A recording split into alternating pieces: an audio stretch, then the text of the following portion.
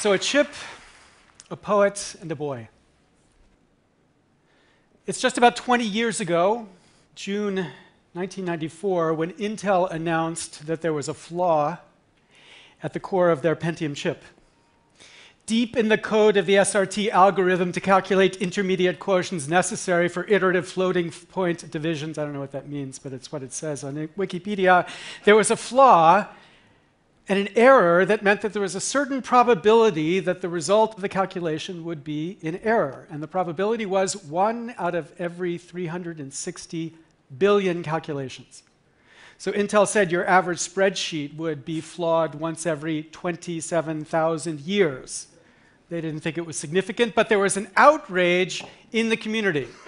The community, the techies, said this flaw has to be addressed. They were not going to stand by quietly as Intel gave them these chips. So there was a revolution across the world. People marched to demand, okay, not really exactly like that, but they rose up and they demanded that Intel fix the flaw. And Intel set aside $475 million to fund the replacement of millions of chips to fix the flaw. So billions of dollars in our society was spent to address a problem which would come once out of every 360 billion calculations. Number 2, a poet.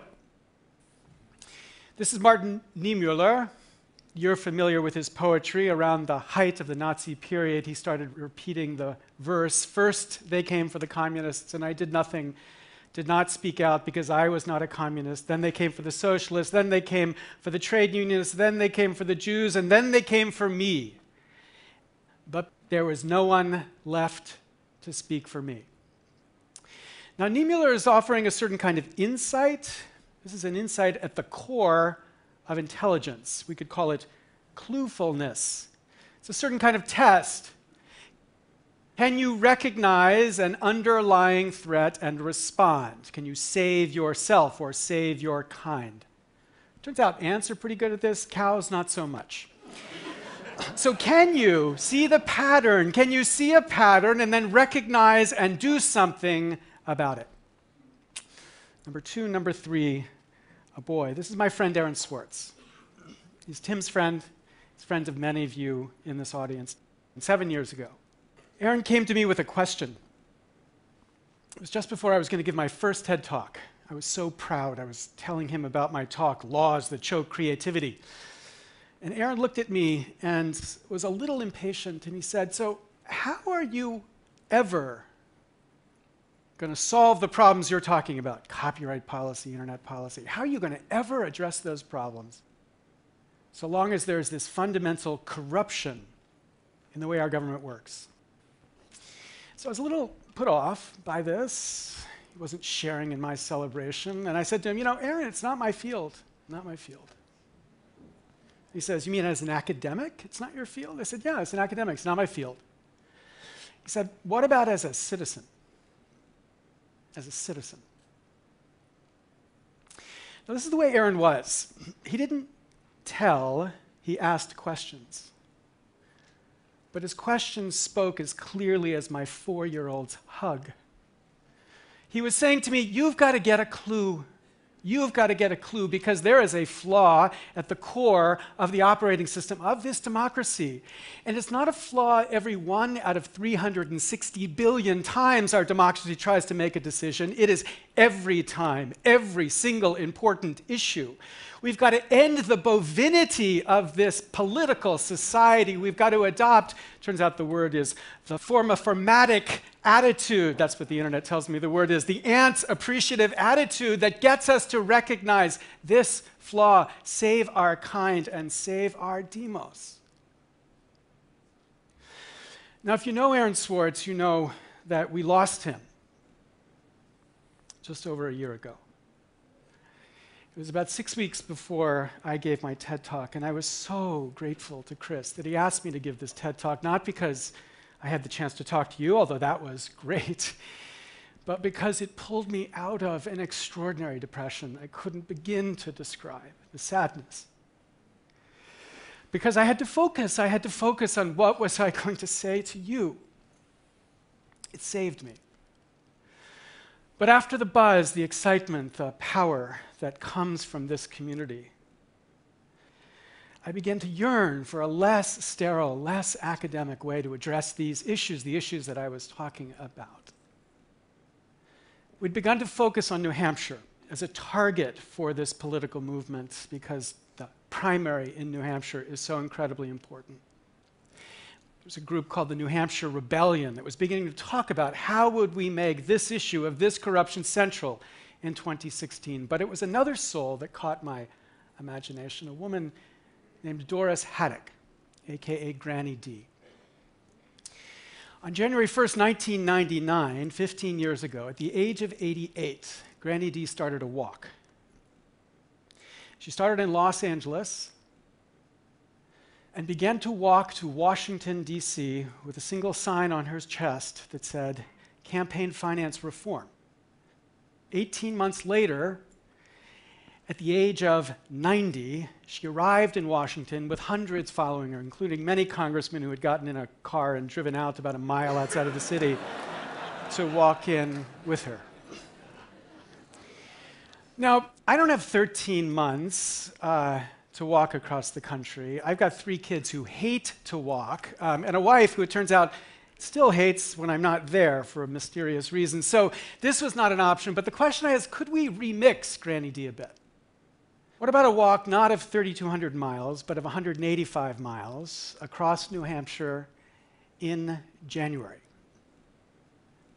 So on January 11th, the anniversary of Aaron's death, we began a walk that ended on January 24th, the day that Granny D was born. A total of 200 people joined us across this walk as we went from the very top to the very bottom of New Hampshire, talking about this issue. And what was astonishing to me, something I completely did not expect to find, was the passion and anger that there was among everyone that we talked to about this issue. We had found in a poll that 96% of Americans believe it important to reduce the influence of money in politics. Now, politicians and pundits tell you there's nothing we can do about this issue. Americans don't care about it. But the reason for that is that 91% of Americans think there's nothing that can be done about this issue. And it's this gap between 96 and 91 that explains our politics of resignation. I mean, after all, at least 96% of us wish we could fly like Superman, but because at least 91% of us believe we can't, we don't leap off of tall buildings every time we have that urge. That's because we accept our limits, and so too with this reform. But when you give people the sense of hope, you begin to thaw that absolute sense of impossibility.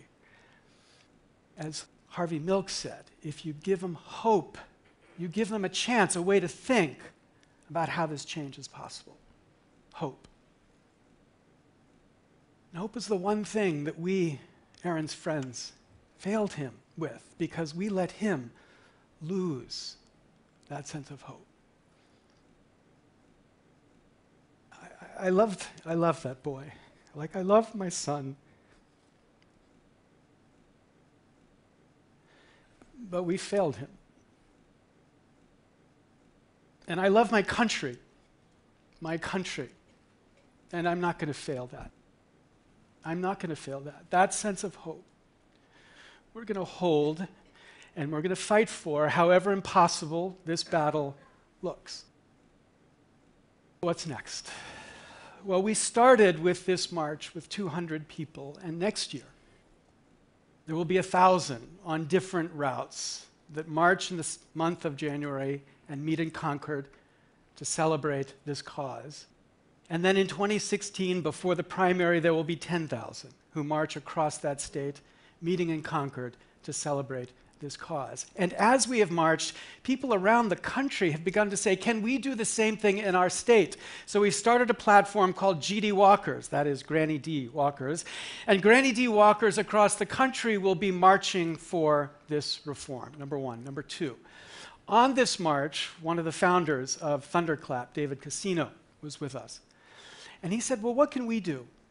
And so they developed a platform, which we are announcing today, that allows us to pull together voters who are committed to this idea of reform. Regardless of where you are in New Hampshire or outside of New Hampshire, you can sign up and directly be informed where the candidates you are on this issue, so you can decide who to vote for as a function of which is going to make this possibility real. And then finally, number 3, the hardest here. We're in the age of the super PAC. Indeed, yesterday, Merriam announced that Merriam-Webster will have super PAC as a word. It is now an official word in the dictionary.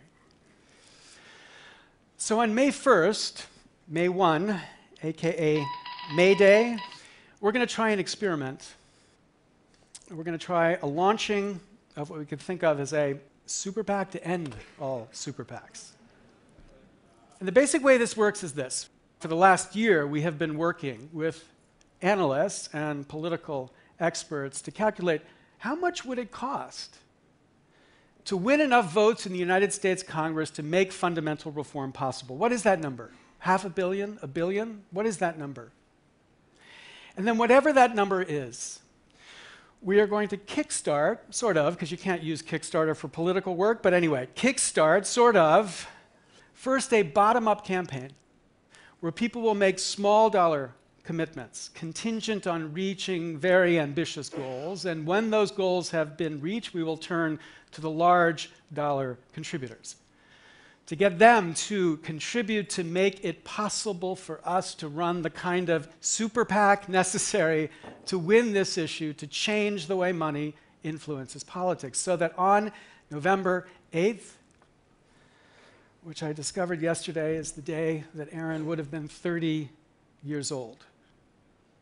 On November 8th, we will celebrate 218 representatives in the House and 60 senators in the United States Senate who have committed to this idea of fundamental reform. So, last night we heard about wishes. Here's my wish. May 1. May the ideals of one boy unite one nation behind one critical idea that we are one people. We are the people who were promised a government that was promised to be dependent upon the people alone, the people, who, as Madison told us, meant not the rich more than the poor. May 1. And then may you. May you join this movement, not because you're a politician, not because you're an expert, not because this is your field, but because if you are a citizen. Aaron asked me that. Now I have asked you. Thank you very much.